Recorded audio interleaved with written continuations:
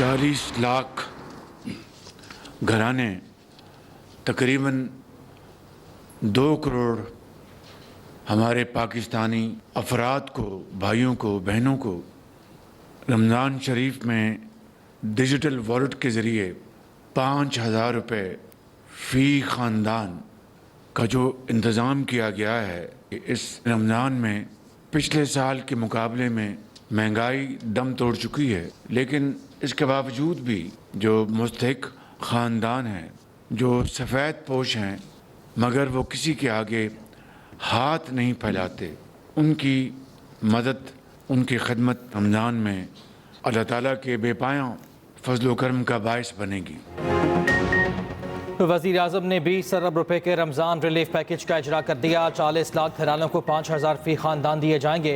Package से 2 करोड़ से ज़ायद अफराद मुस्तफ़िद होंगे। तकरीब से खिताब करते हुए शहबाज शरीफ ने कहा, गुज़िश्ता रमज़ान के मुकाबले में इस बार महंगाई में नुमाया कमी आई।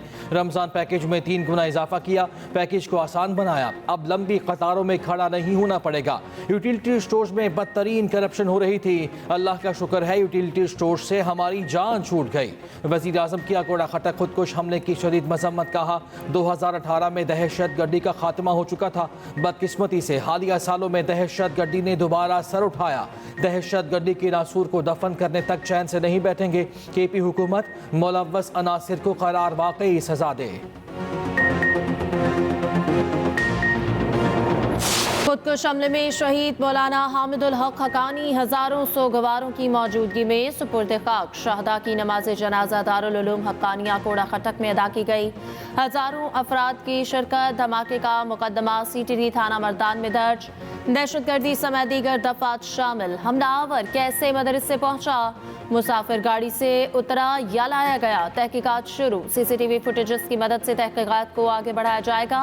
सीसीटीवी ने मुश्तबा खुदकुश हमलावर की तस्वीर जारी कर दी। बमबार से मुताल्लिक मालूमात देने वाले के लिए 5 लाख रुपए इनाम का ऐलान।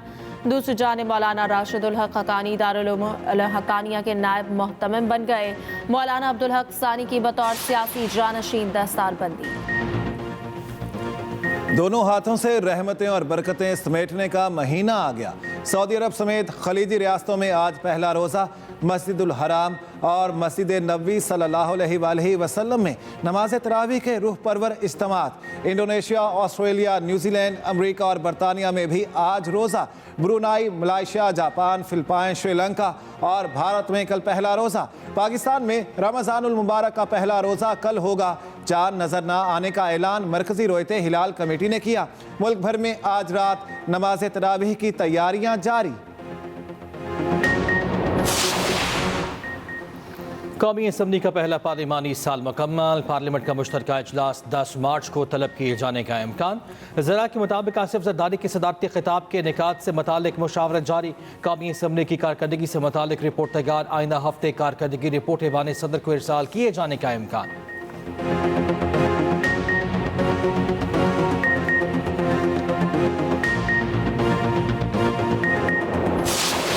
पाकिस्तान पीपुल्स पार्टी की हुकूमत सिंध घर घर पे ये बिजली के लिए सोलर प्लेटें, सोलर की बैटरी, पंखे और ये बल्ब्स ये प्रोवाइड कर रही है। हम कोई फॉर्म 47 वाले नहीं हैं, हम फॉर्म 45 वाले हैं। पीपुल्स पार्टी ने हर हुकूमत में काम किया। जो कोहिस्तान का इलाका है, रेगिस्तान का इलाका है, कच्चे का इलाका है, जहाँ पे बिजली पहुँचाना मुहाल है, उन सबको भी ये फ्री होम सिस्टम जो हैं सोलराइजेशन के वो मुहैया किए जाएंगे। दरियाए सिंध पर कैनाल्स बनेंगी, ना बनने देंगे। सीनियर वजीर सिंध शर्जील मेमन का 2 टोक ऐलान। कहा, पीपल्स पार्टी कह चुकी कैनाल्स नहीं बनेंगी। टंडो जाम में सोलर पैनल्स की तकसीम की तकरीब से खिताब करते हुए कहा कि हम फॉर्म 47 वाले नहीं, फॉर्म 45 वाले हैं। हर इलेक्शन में इत्तेहाद बनते हैं और पीपल्स पार्टी से मुकाबला किया जाता है। चूं चूं का मुरब्बा इलेक्शन के बाद गायब हो गया। पीपल्स पार्टी लोगों के दिलों में थी, है और रहेगी। लोगों को हमारी शक्लें नहीं, काम अच्छे लगते हैं। सूबाई वजीर नासिर हुसैन शाह ने कहा, सिंध हुकूमत बिलावल भुट्टो के विजन की तकमील के लिए कोशा है। मुस्तहिक अफराद को सोलर सिस्टम दिए जा रहे हैं। 2 लाख घरों को सोलर सिस्टम की तकसीम की जा रही है।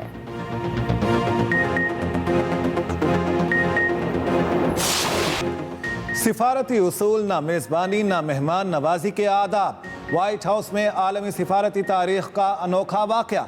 अमरीकी और यूक्रेनी सदूर की मुलाकात झगड़े में बदल गई। सदर ट्रंप और नायब सदर JD वैंस ने सदर ज़ेलेंस्की को डांट पिला दी और चलता कर दिया। यूक्रेनी सदर जवाब देने की कोशिश करते रहे, लेकिन ट्रंप ने बोलने ना दिया। डोनाल्ड ट्रंप ने कहा, तुम तीसरी जंग अजीम पर जुआ खेल रहे हो, दुनिया को तबाही की तरफ धकेलने की कोशिश में हो, तुम्हारी वजह से जंग बंदी नहीं हो रही। ज़ेलेंस्की भी डट गए, कहा रूस से समझौता नहीं होगा। आप रूस से किस सिफारती डिप्लोमेसी की बात कर रहे हैं? ट्रंप ने टोक दिया, कहा हमें ना बताओ अमेरिका के लिए क्या बेहतर है, तुम इस पोजीशन में नहीं कि अमेरिका को डिक्टेट कर सको। हमारा फौजी साजो सामान ना होता तो जंग 2 हफ्तों में खत्म हो सकती थी। रूस के साथ मुआहिदा करो, वरना अमेरिका हिमायत वापस ले लेगा। यूक्रेन की सलामती की जमानत अमेरिका नहीं, यूरोप की जिम्मेदारी है। नायब सदर JD वैंस ने कहा, तुमने अमेरिका की बेइज्जती की, एक बार फिर हमारा शुक्रिया अदा नहीं किया, अमेरिकी सदर का एहतराम नहीं किया। गर्मा गर्मी के बाद मादनियात की डील मनसूख, दोनों सदूर की मुश्तरका प्रेस कॉन्फ्रेंस भी कैंसिल।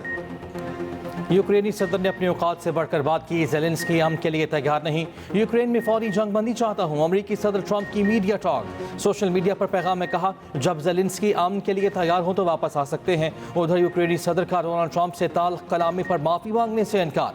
अमरीकी TV को इंटरव्यू में सदर ज़ेलेंस्की ने कहा, व्हाइट हाउस में जो कुछ हुआ वो अच्छा नहीं हुआ, अगर मुमकिन हो भी जाए तो भी व्हाइट हाउस वापस नहीं जाऊँगा। यूक्रेन के पास रूस को अपनी सरजमीन से निकालने के लिए हथियार नहीं। ट्रंप ने इमदाद बंद की तो मुल्क का दिफा करना मुश्किल हो जाएगा। एक शराकतदार के तौर पर अमेरिका को खोना नहीं चाहते।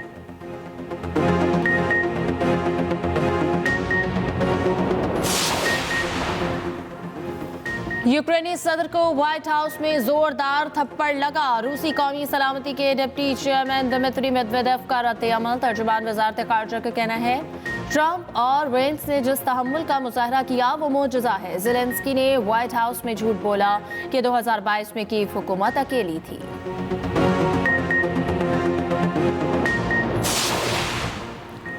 यूरोपीय ममालिक यूक्रेनी सदर की हिमायत में बोल पड़े। जर्मन चांसलर ने कहा, यूक्रेन तनहा नहीं, जर्मनी रूसी जारियत के खिलाफ अपने यूरोपीय इत्तेहादी के साथ खड़ा है। सदर यूरोपीय कमीशन ने कहा, ज़ेलेंस्की मजबूत और बेखौफ रहे। इटली, स्वीडन, पोलैंड और नेदरलैंड्स का भी इजहार यकजहती। कनाडा ने कहा, यूक्रेन आज़ादी की जंग लड़ रहा है, हिमायत जारी रखेंगे।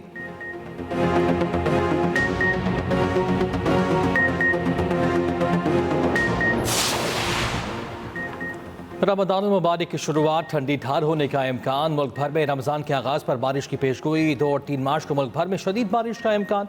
मुल्क के मुख्तलिफ इलाकों में बारिश के बाद मतला साफ। गुज़श्ता रोज़ लाहौर समेत मुख्तलिफ शहरों में बारिश, जालाबारी भी हुई। KP और बलूचिस्तान में भी बादल बरसने की पेशगोई। शोग्रान, सिरीपाए, नारान और मुलहिका वादियों में बर्फबारी।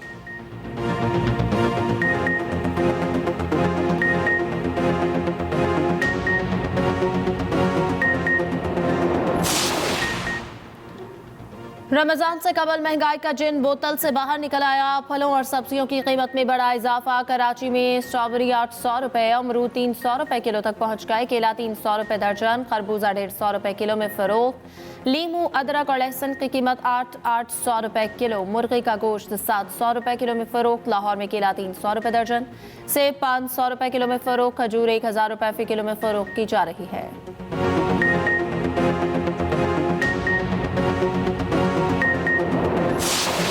चैंपियंस ट्रॉफी ग्रुप बी का दूसरा सेमीफाइनलिस्ट कौन, फैसला आज। जनूबी अफ्रीका और इंग्लैंड कराची में आमने सामने। इंग्लैंड ने 3 विकेटों के नुकसान पर 70 से ज्यादा रन बना लिए। ओपनर फिल साठ एक बार फिर नाकाम, सिर्फ 8 रन पर आउट। ब्रेंडा के 24 और जेमी स्मिथ बगैर खाता खोले वापस चले गए। फास्ट बॉलर मार्को जेनसन की तबाहकुन बॉलिंग, तीनों बैटर्स को आउट किया। जनूबी अफ्रीका के 2 खिलाड़ियों बीमारी के बायस प्लेइंग 11 से आउट हो गए। टीम बाबा बुमा और जोर्जी को शामिल नहीं किया गया।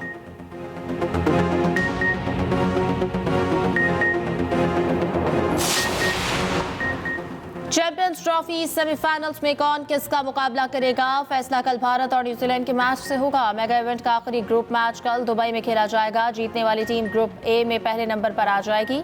ग्रुप बी में फैसले के लिए भी आज का मैच अहम। जनूबी अफ्रीका जीत गया तो सीधा सेमीफाइनल में। इंग्लैंड 174 रन की मार्जिन से जीता तो जनूबी अफ्रीका बाहर। अफगानिस्तान सेमीफाइनल में पहुंच गया। कम मार्जिन से शिकस्त पर रन रेट पर नंबर 1 और 2 का फैसला होगा।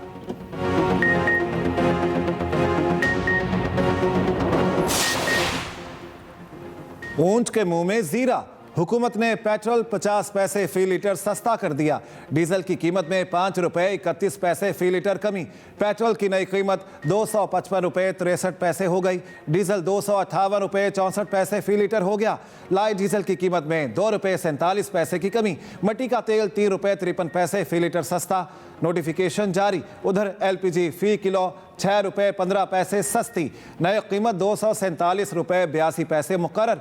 घरेलू सिलेंडर 2924 रुपए 31 पैसे का हो गया।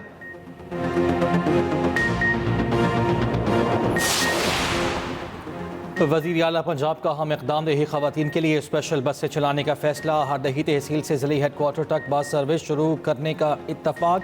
वज़ीर आला ने इंटर विलेज ट्रांसपोर्ट प्लान भी तलब कर लिया। मरियम नवाज कहते हैं जदीद ट्रांसपोर्ट सिस्टम देहात में रहने वाली ख़वातीन का भी हक है। तालिबात और मरीज़ ख़वातीन को आमदोरफ्त में आसानी होगी।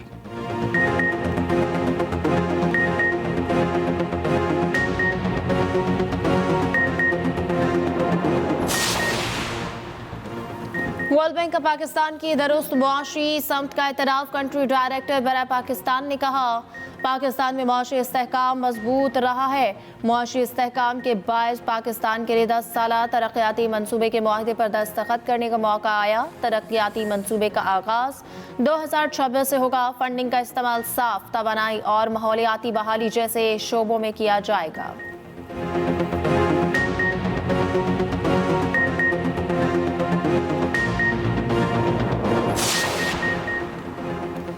पोप फ्रांसिस की तबीयत मज़ीद नासाज, वेंटिलेटर पर मुंतकिल।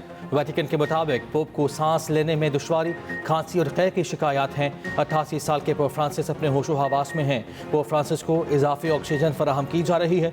डॉक्टर्स के मुताबिक 2 हफ्ते से ज़ायद इलाज के बावजूद पोप फ्रांसिस की सेहत खराब होना तशवीशनाक है।